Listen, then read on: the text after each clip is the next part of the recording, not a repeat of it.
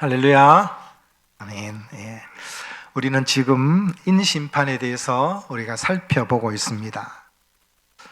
제가 심판이라고 말했지만 지난주에도 말씀드렸다시피 심판이라는 용어보다는 징계라는 용어가 맞습니다. 하지만 오래전부터 이미 교회에서 심판이라는 용어를 사용해 왔기에 심판이라는 용어가 익숙합니다. 그래서 심판이라고 제가 말은 하지만 여러분은 받기는 저게 징계다 이렇게 받으시기 바랍니다. 인징계, 나팔징계 이상하잖아요. 인심판, 나팔심판 하면 어감이 확 다가오는데 그죠? 그래서 심판이라는 용어를 제가 쓰지만 저거는 징계다 이렇게 받아들이면 될 것 같습니다. 우리는 지난주에 5번째 인까지 살펴보았습니다. 첫 번째부터 4번째 인과 5번째 인은 구분해야 한다라고 말씀을 드렸습니다. 첫 번째부터 4번째 인의 결과가 5번째 인이기 때문입니다. 첫 번째 인을 떼니까 흰 말을 탄 자가 손에 무엇을 들고 있었습니까? 활을 들고 있었죠. 두 번째 인을 떼니까 붉은 말을 탄 자의 손에는 큰 칼이 들려 있었습니다. 세 번째 인을 떼니 검은 말을 탄 자는 손에 저울을 들고 있었고요. 네 번째 인을 떼니까 청황색 말을 탄 자는 그 이름이 사망이었습니다. 그러므로 활과 칼과 저울과 사망의 결과가 5째 인인 것입니다. 5째 인을 떼니 요한이 무엇을 보게 됩니까? 하나님의 말씀과 그들이 가진 증거로 말미암아 죽임을 당한 영혼들이 제단 아래 있는 것을 보게 되지요. 이렇게 죽임을 당한 영혼들은 누구라고 말씀을 드렸습니까? 도미티안 박해로 인해 순교당한 당시의 그리스도인입니다.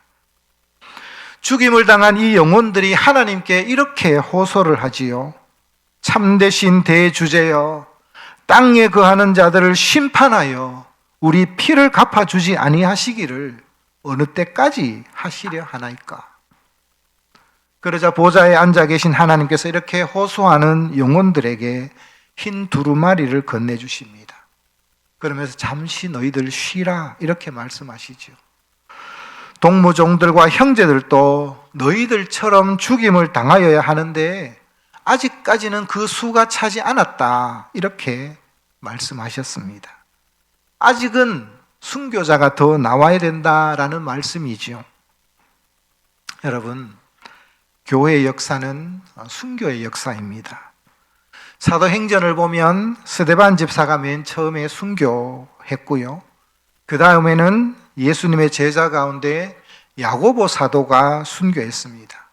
나중에는 사도 요한을 제외한 예수님의 모든 제자가 다 순교의 제물이 되었습니다. 우리가 너무나 잘 아는 사도 바울 역시 순교당했습니다. 이들의 뒤를 이어서 초대교회에 얼마나 많은 그리스도인들이 순교했는지 모릅니다. 그래서 교부 중에 한 사람인 터툴리아는 교회는 순교자의 피를 먹고 자란다 라는 말을 남겼습니다. 순교라는 말을 하니 마음이 좀 불편하고 부담스러운지 모르겠습니다. 여러분, 그런데 교회는 본질적으로 순교적일 수밖에 없습니다. 우리가 꼭 목숨을 내어놓고 순교자가 되지 않더라도 순교적인 삶은 살아야 되는 것입니다. 교회다움의 회복은요, 순교적 삶의 회복입니다. 이것이 주님께서 말씀하신 자기를 부인하고 자기 십자가를 지고 주님을 따르는 삶입니다. 여러분, 이것을 꼭 기억해야 됩니다. 교회는 세상 사람들이 교회를 하여금 무엇을 보게 해야 되는가? 예수를 보게 해야 되는 거예요.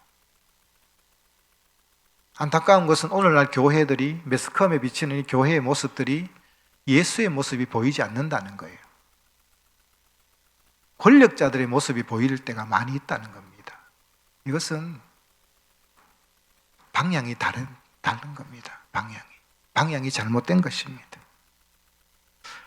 오늘은 이 6번째 인에 대한 말씀과 그 이후의 막간장에 대해서 우리가 살펴볼 것입니다. 12절부터 14절까지 말씀인데요. 오늘 본문인데 우리 한 번 더 읽어볼까요? 12절부터 14절입니다. 시작. 내가 보니 6째 인을 떼실 때에 큰 지진이 나며 해가 검은 털로 짠 상복같이 검어지고 달은 온통 피같이 되며 하늘의 별들이 무화과 나무가 대풍에 흔들려 설익은 열매가 떨어지는 것 같이 땅에 떨어지며 하늘은 두루마리가 말리는 것 같이 떠나가고 각 산과 섬이 제자리에서 옮겨지매. 첫 번째 인부터 네 번째 인이 땅에 일어난 재앙이라면 6번째 인은 하늘에 일어난 재앙입니다. 12절부터 14절까지 이 말씀에는 6가지 현상을 표현하고 있지요. 큰 지진입니다. 두 번째는 해가 검은 털로 짠 상복같이 검어지죠. 세 번째는 달 전체가 피같이 됩니다. 네 번째는 하늘의 별들이 무화과 나무가 대풍에 흔들려 설익은 열매가 떨어지는 것처럼 별들이 땅에 떨어지는 것입니다. 다섯 번째는 하늘이 두루마리가 말리는 것처럼 말려서 사라집니다. 여섯 번째, 각 산과 섬이 옮겨져 사라지게 되는 것이죠. 지난주에도 말씀드렸다시피 이 6번째 인은 하늘과 전 우주적 재난에 대한 묘사로 인류 역사의 마지막 최후 심판에 대한 전조를 말씀하고 있습니다. 여러분, 이 상황이 되면 회개할 수도 없고 돌이킬 수도 없습니다. 그 다음에 이어지는 15절, 16절 말씀은 이 심판에 대한 사람들의 반응을 묘사하고 있습니다. 이 최후의 심판에 사람들이 어떤 반응을 보이고 있습니까? 15절, 16절을 우리 같이 볼까요? 두 절 말씀 시작. 땅의 임금들과 왕족들과 장군들과 부자들과 강한 자들과 모든 종과 자유인이 굴과 산들의 바위 틈에 숨어 산들과 바위에게 말하되 우리 위에 떨어져 보호자에 앉으신 이의 얼굴에서와 그 어린 양의 진노에서 우리를 가리라. 여러분, 땅의 임금들이란 당시 로마 황제로부터 왕으로 세워진 봉신들을 말합니다. 대표적인 인물이 헤롯 가문이죠. 헤롯 왕입니다. 왕족들은 왕을 도와 국가를 관리하는 고위 공직자를 의미하고요. 장군들은 당시 군대를 지휘하던 지휘관들을 가리킵니다. 부자와 강한 자들 역시 로마 제국에서 부와 권세를 가진 상류층을 포괄하는 명칭입니다. 그 다음에 소개되는 부류는 모든 종과 자유인들입니다. 여러분, 우리가 이미 살펴봤죠. 네 번째 인을 뗄 때는 힘이 없고 가난한 자들이 직격탄을 맞고 고통을 받았지만 부자들에게는 그리 큰 영향을 주지 않았습니다. 그런데 여러분, 6번째 인이 떼어질 때는 부자든 가난한 사람이든 권세자든 평민이든 종이든 예외가 없습니다. 모든 사람이 다 심판의 대상이 됩니다. 모든 사람들이 어떤 반응을 보이고 있습니까? 굴과 산들의 바위 틈에 숨어서 산들과 바위에게 이렇게 말을 합니다. 우리 위에 떨어져라고. 보호자 위에 앉으신 하나님의 얼굴과 어린 양의 진노에서 우리를 가리라고 울부짖으면서 소리칩니다. 여러분, 생각 한번 해보십시오. 홍수로 산사태가 나고 흙이 무너져 내리고 바위가 굴러 떨어져 내려서 민가를 덮치게 되면 사람들이 어떻게 되죠? 이 산사태를 피해서 달아나려고 하는 것이 사람의 본능입니다. 그렇죠? 흙이 막 무너져 내리는데 빨리 피해야 되잖아요. 그죠? 근데 지금 이 사람들이 뭐라고 소리칩니까?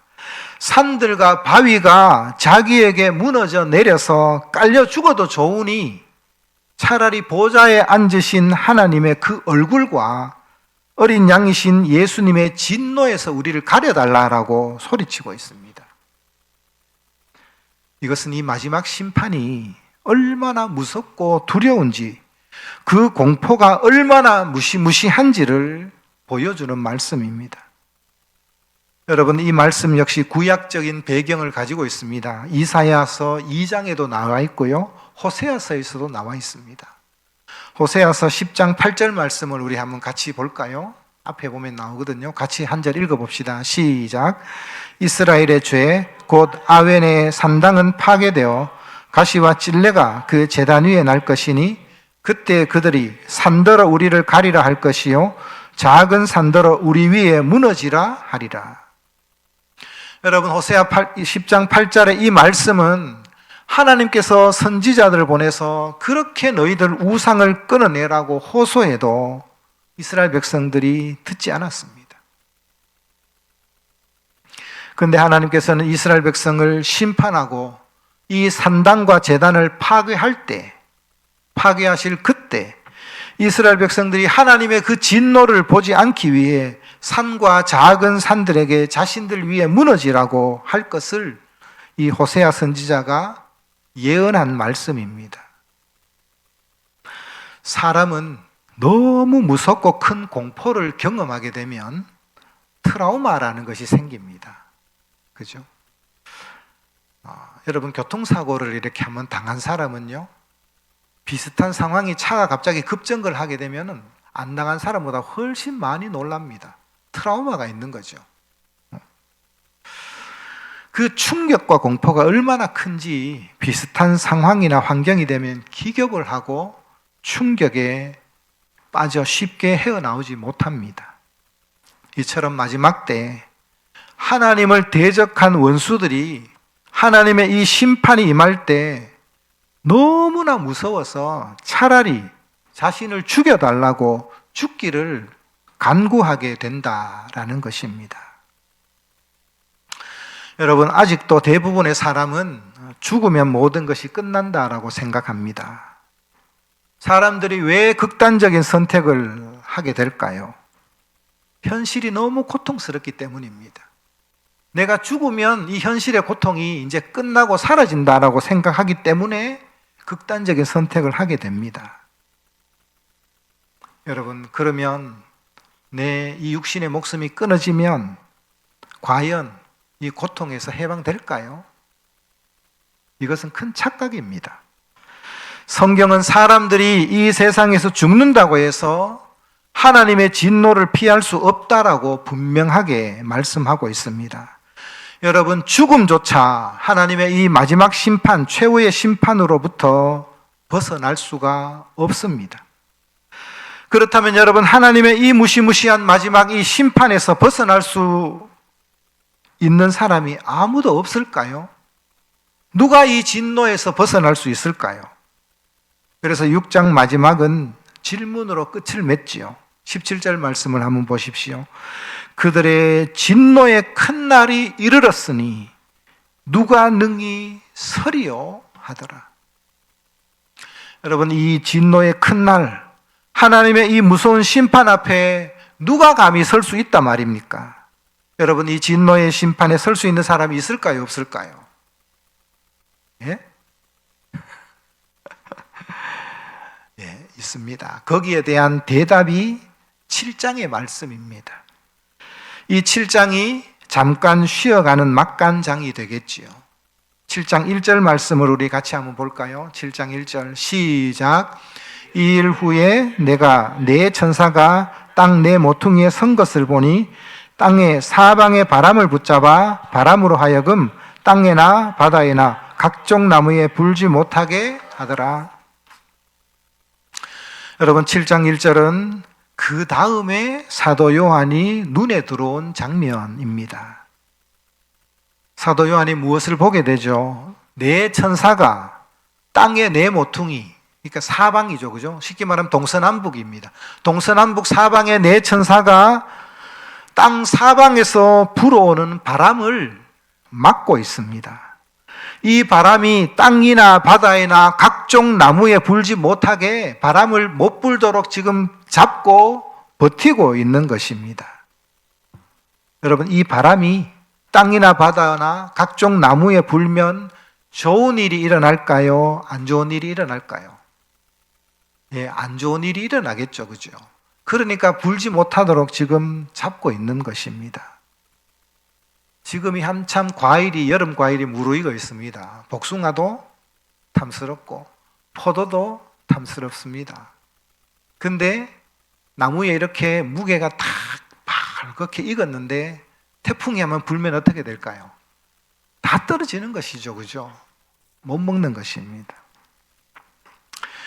6번째 인을 떼고 마지막 7번째 인을 떼기 바로 직전에 심판의 태풍이 이 세상에 불어닥치기 바로 직전에 내 천사가 땅 내 모퉁이에 서서 온 힘을 다해서 바람이 불지 못하도록 지금 막고 있습니다. 그런데 이때 또 다른 한 천사가 등장을 합니다. 2절 3절을 한번 볼까요? 2절 시작. 또 봄에 다른 천사가 살아계신 하나님의 인을 가지고 해 돋는 데서부터 올라와서 땅과 바다를 해롭게 할 권세를 받은 네 천사를 향하여 큰 소리로 외쳐 이르되 우리가 우리 하나님의 종들의 이마에 인치기까지 땅이나 바다나 나무들을 해하지 말라 하더라. 아멘. 새롭게 등장한 이 한 천사가 해 돋는 데서부터 올라옵니다. 그런데 이 천사가 무엇을 가지고 있죠? 하나님의 인을 가지고 있습니다. 인은 도장이라는 말입니다. 도장인자죠. 하나님의 도장을 가지고 있어요. 이 천사는 바람을 막아서서 버티고 있는 이 네 천사에게 너희들 힘들겠지만 조금만 더 버티라는 거예요. 그거 놓으면 안 된다라고. 심판의 바람이 이 세상에 불어닥치지 못하게 막아라고 외칩니다. 언제까지 막으라고 합니까? 우리 하나님의 종들의 이마에 인치기까지 막으라는 것입니다. 여러분, 많은 그리스도인들이 이마에 짐승의 표인 666을 받으면 안 된다라는 말은 너무나 많이 들어서 잘 알고 있어요. 그런데 하나님의 종들의 이마에 표를 받는 장면이 요한계시록에 먼저 기록되어 있다라는 사실을 아는 사람은 드뭅니다. 666표를 받기 전에 이미 하나님께서는 자기가 택한 하나님 백성에게 이마에 먼저 하나님의 표를 주시는 거예요. 그죠?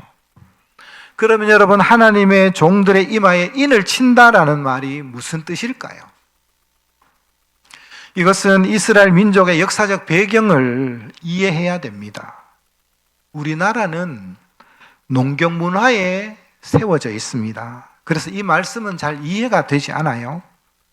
저도 어릴 때 시골에서 자랐기 때문에 소도 저희 집에서 키워봤고요. 염소도 키워봤습니다. 근데 소를 키우면 시골에서 기껏해야 한두 마리, 좀 많이 키우는 사람이 서너 마리 정도. 염소도 마찬가지예요. 4-5마리 이상 키워본 적이 없습니다.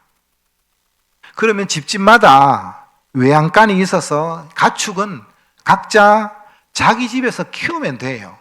자기 집집마다 외양간이 다 있습니다. 그런데 여러분, 이스라엘은 달라요. 이스라엘은 처음에는 유목민으로 시작되었습니다. 유목민. 그러므로 양이나 염소는 적게는 몇십 마리, 많게는 집집마다 몇백 마리씩 있습니다. 우리가 욥기를 읽어보시죠. 욥기 1장 3절을 보면 욥을 소개합니다. 그런데 욥에게 양이 7,000마리, 낙타가 3,000마리, 소가 500결이 이렇게 소개를 해요. 여러분, 몇천 마리, 몇백 마리를 집안에서 키울 수 있을까요? 없습니다. 저도 예를 들어서 양이 한 300마리 가지고 있고요. 박 집사님도 한 300마리 가지고 있고, 우리 노초미 어머니도 한 300마리 있다라고 생각해 보십시오. 뿔뿔이 흩어져서 산들로 가서 풀을 뜯어 먹습니다. 300마리씩 다 풀어놓으면은 저놈이 누구 건지 알 수 있을까요? 없을까요? 모릅니다. 모르죠. 어떻게 알아요? 4-5마리 정도 되면 인물 보면 저거 내 거다 하는 건 알지만은 수백 마리 되면요, 나도 모르는 사이에 새끼를 또 낳습니다. 그래서 어떻게 하느냐면 이니셜을 새깁니다. 그죠? 박 집사님 같으면은 성이 박이니까 P라고 새기겠죠. 그죠? 저는 J라고 새기겠죠.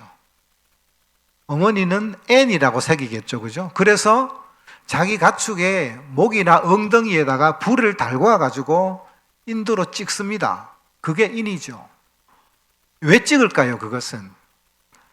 P라고 적혀 있는 것은, 이거는 박 집사님 거네. J, 이렇게 찍힌 거는 제 거네. 구분하기 위해서, 소유권을 주장하기 위해서 인을 찍는 겁니다.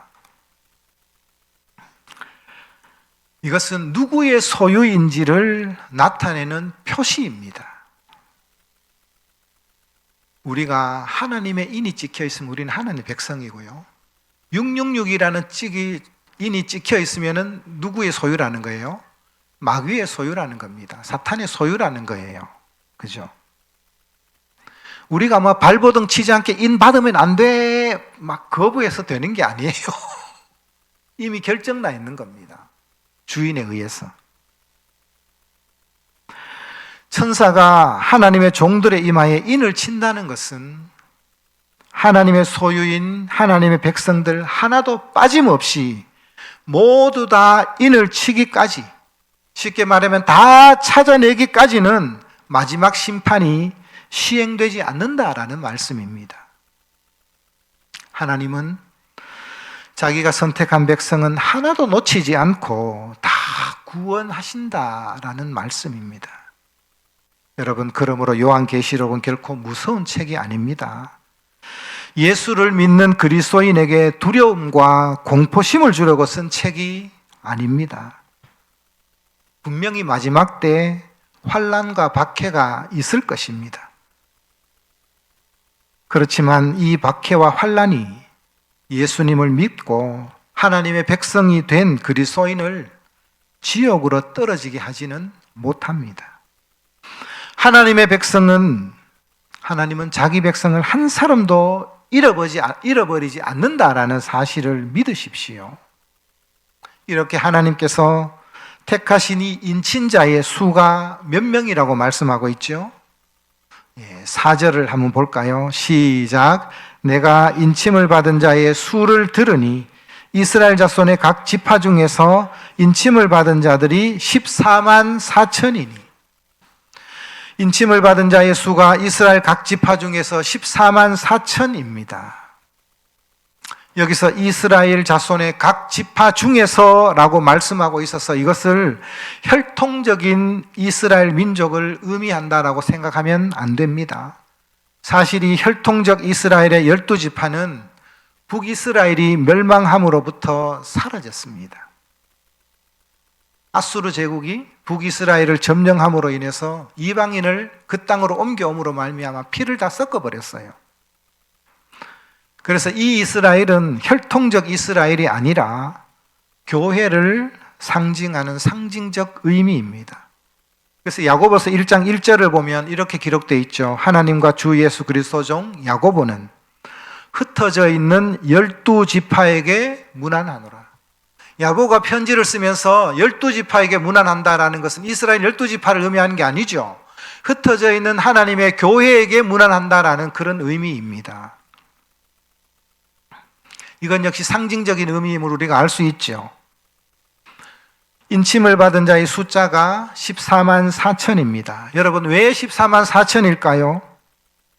14만 4천이라고 해서 문자적으로 14만 4천 명 밖에 구원받지 못한다라는 그런 말이 아니에요. 14만 4천 역시 상징적인 숫자입니다. 우리가 사장을 살펴볼 때 하늘 보좌를 둘러싸고 있는 24장로가 누구라고 말씀을 드렸습니까?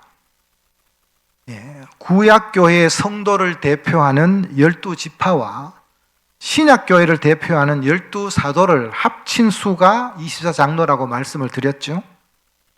그래서 이 14만 4천은 구약교회를 대표하는 12와 신약교회를 대표하는 12, 여기에 많다라는 의미의 천을 곱한 수입니다. 12 곱하기 12 곱하기 1000 이렇게 하면 14만 4천입니다. 그래서 신약교회, 구약교회, 많은 하나님의 택한 백성들, 이런 의미가 14만 4천인 거예요. 그런데 이 요한계시록을 통달했다는 신천지 이단은 이것을 문자로 그대로 해석하죠. 14만 4천 명을 채워야 한다라고 가르칩니다. 14만 4천 명이 채워지면 신천신지, 새하늘과 새 땅이 열린다라고 가르치죠. 그래서 14만 4천 명 수에 너희들 들어가야 돼. 안 들어가면 너희들 다 지옥 가. 이렇게 하죠. 그래서 막 독려합니다. 얼마나 열심을 내는지 모르죠. 여러분, 성경을 바르게 해석하려면 일관성이 있어야 됩니다. 14만 4천을 만약에 문자 그대로 해석해야 된다면 나머지도 다 문자로 해석해야 되는 거예요. 그죠?